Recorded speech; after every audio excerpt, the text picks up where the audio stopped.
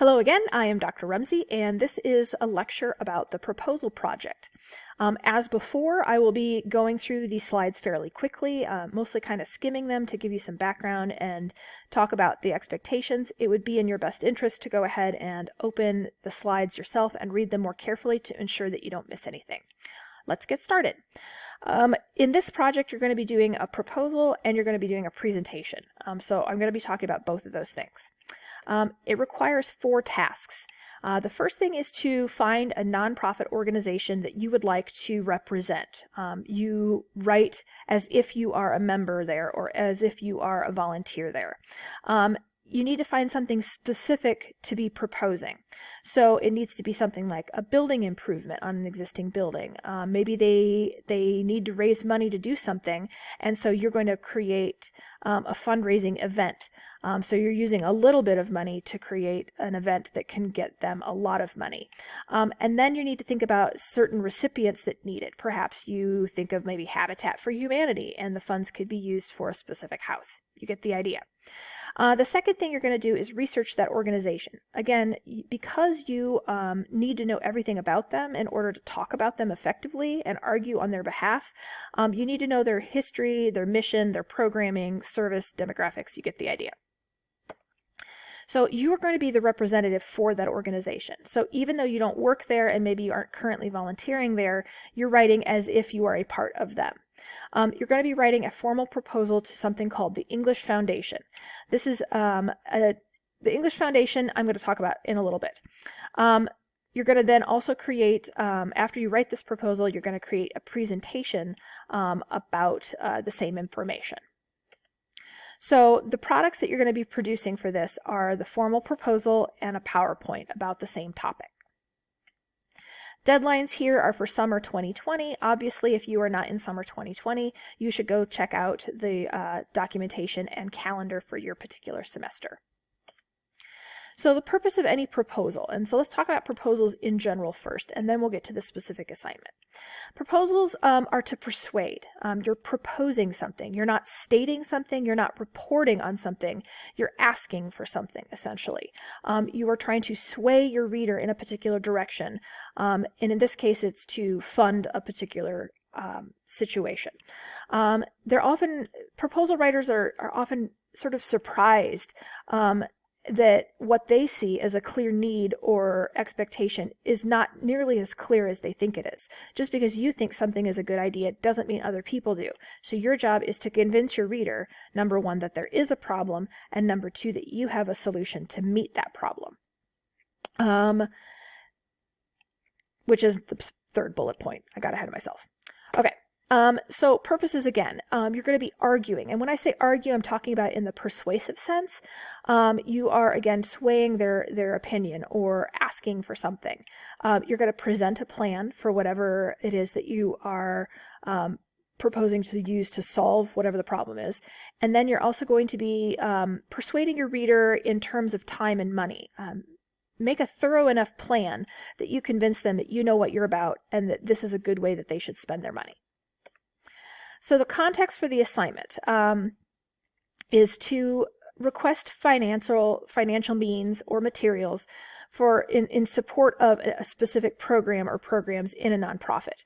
It's not just to ask for money for that nonprofit in general. You got to get specific. So even though, say, Habitat for Humanity is a great organization, you can't just ask for money for the organization itself. Instead, give a specific way it's going to be used. Maybe there is a specific house that's near your home that's being built, or a collection of homes. Maybe it's something unique to the Fort Wayne area. Get specific. You're going to find and research the nonprofit itself so you can represent them well. You're going to construct a viable plan for improving the organization, and then you're going to act as an advocate. So now we're going to talk about the project itself and the assignment.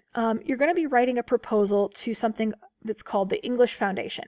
This is a fictitious, wealthy private funding source that has put out something called an RFP, a request for proposals. RFPs are significant in the technological world. This is what the government puts out when they have need for, say, new defense industry products. Okay, so they've put out an RFP and they say, hey, we have $10,000 available to give to a nonprofit. And so you're going to be writing this proposal to this fictitious funding agency. Again, I had to go fictitious on this in order to give you the closest approximation of a real world experience. In future classes, you're going to have proposals that are a lot more real, I guess you could say, or applicable. This one's just to get your feet wet with how to write them. So again, the amount of money that's available is $10,000. It doesn't work to ask for more money than 10 since they only have 10 to offer. So your proposal itself is going to be broken into an introduction, a current situation, a project plan, qualifications, and then conclusions. This is sort of a diagram that I borrowed from our textbook and from Johnson Sheehan that illustrates the size or the length of each of those sections. So you'll notice that the introduction is very short. The current situation is longer. The biggest thing you're going to be doing is that project plan. Okay, and then the other stuff is also shorter. So here's some details about the document itself.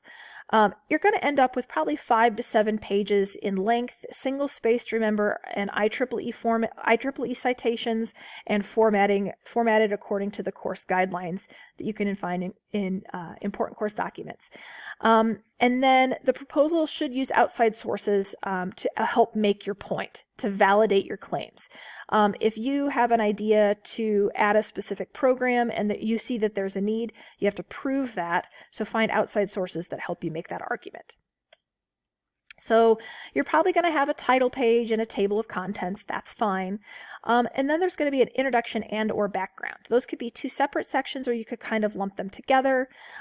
Basically, you're presenting the proposal to them, saying this is what this document is about. You're not necessarily presenting your whole case at that point, but maybe a little bit. You're setting the stage. You're providing what I call a roadmap of the document and the proposal that you're going to be making. So the next thing you're going to want to do is the summary of the program or the organization. Again, this is sort of background information, but it's helpful to your reader to know who it is that's applying. Tell me about yourself. Tell me about the organization. Okay. The next thing is significant. This is the current situation or statement of need. It's also called a problem statement. This is where you have to convince a reader that there's a problem that needs to be solved, that there's an actual need that could be met with the funds that are being offered. You can't assume that everyone agrees with you. You have to actually spell it out and convince a reader. Once you convince a reader, yes, there's a problem, then you get to convince them that you have a plan for how to correct whatever the issue is. And this is called your project plan. This is the bulk of your proposal. You're going to be providing an overall solution, major and minor steps. You're going to talk about a deliverable or what the end product will be if they were to fund your idea. You could include subsections such as goals and objectives, methods and implementation, community collaboration. You get the ones that are there. This is going to be, again, the bulk of your the bulk of both your presentation and your proposal. So this is where you're going to spend the most time, and you want it to be thorough so they think that you are smart and you've done your homework and you know exactly how the money's going to be spent. Okay, and then I go into some details here about each of those subsections, and you can read this on your own time. I'm going to kind of skim through it. Budget is a big deal. All of those things are really important to talk about. You can read the slides on your own. Timeline and conclusion. In the conclusion, I would say you're going to summarize your strongest argument, thank them for their time, and remind them why you'd be a good choice. Prior to that, I'm going to talk about timeline, though. Something like a Gantt chart. Some of you know what Gantt charts are, some of you don't. I would look it up. Basically, you're going to need some sort of table or graphical representation of time and tasks put together. So how long you suspect a particular task is going to take, when the completion date is, that sort of thing. So do a little bit of Googling if you don't know what those are and haven't been shown that in your technology classes yet. Okay, so the PowerPoint is basically a reproduction of the same information that you put in the written document, but it's meant to be viewed. So suppose you're going to they've accepted, you've met the first stage because you turned in this really great written document, and they said, great, we want to talk to you in person, but we want you to present your project to us. This is your chance to talk through why it is that your project is a good one, that you'll use the money responsibly, and that sort of thing. So you're going to look for, I would say, 7 to 15 slides. It could be longer. I wouldn't go any shorter than that, though, otherwise it won't be thorough enough. That you could envision standing in front of you know, an executive body of this foundation asking for money. Instead of speaking live, well, you have a couple options. We can't do presentations because this is an online class, so I give you a couple options. One is that you could go ahead and record yourself presenting, have a family member record you, and then you could submit a .mov or a .mp4 file of an actual video of you presenting. A second one would be to create a PowerPoint and insert audio on each of the slides that someone could click on, or that if you clicked like play slideshow, it would run on its own. Third thing, if technology is not your strong suit in terms of video editing and whatnot, you could just write out the spoken portion or what you would say for each slide at the bottom of the screen. So let me show you what that would look like. So this is your amazing and wondrous presentation, seriously. Down here at the bottom where the big red arrow is where you could write up comments. So you could say, on this slide I would talk about, and then write out what you would say.